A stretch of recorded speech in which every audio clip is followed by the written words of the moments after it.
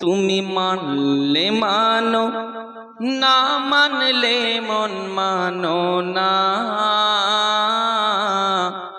আশিকের আসল জান্নাত সোনার মদিনা। সুবহানাল্লাহ বলেন, তবে তো ভালো লাগবে বাবা। একটু জোরে বলেন, আর একটু মোহাব্বতে একবার হাত উঠিয়ে বলুন তো, ইয়া রাসূলুল্লাহ। নারে তাকবীর। আওয়াজ একদমই কম, এক খিচড়ি খাওয়ার আওয়াজ। আর একটু জোরে, নারে তাকবীর, নারে রিসালাত, মাসলাকে আলা হযরত, উলামায়ে আহলে সুন্নাত।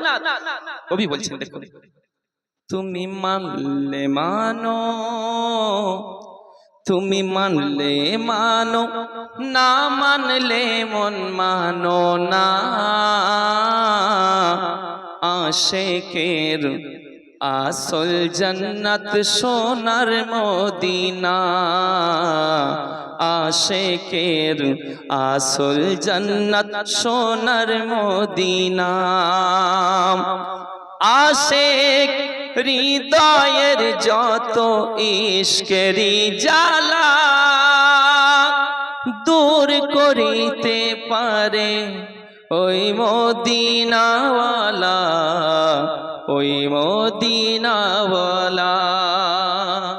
আপনাদের সামনে গজল বলতে পারছি, এই যে কদিন সন্তোষপুর চেনেন তো, কাছে তো সন্তোষপুর জুঘার, ওখানে আমি বুঝতে পারিনি মহরমের 40 উপলক্ষে করেছিল, গজলই বলতে পারিনি, মানে এত অবস্থা খারাপ ছিল।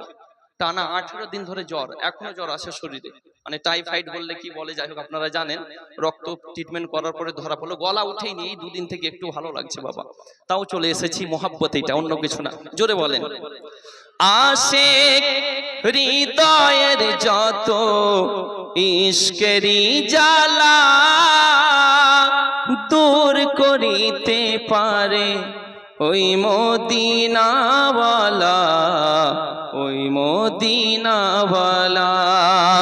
তাই মদিনা মদিনা বলে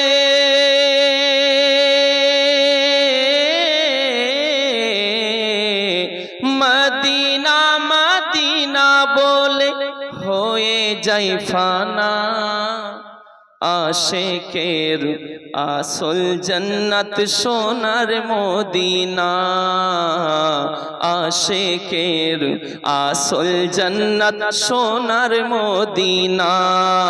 তুমি মানলে মানো, না মানলে মন মানো না।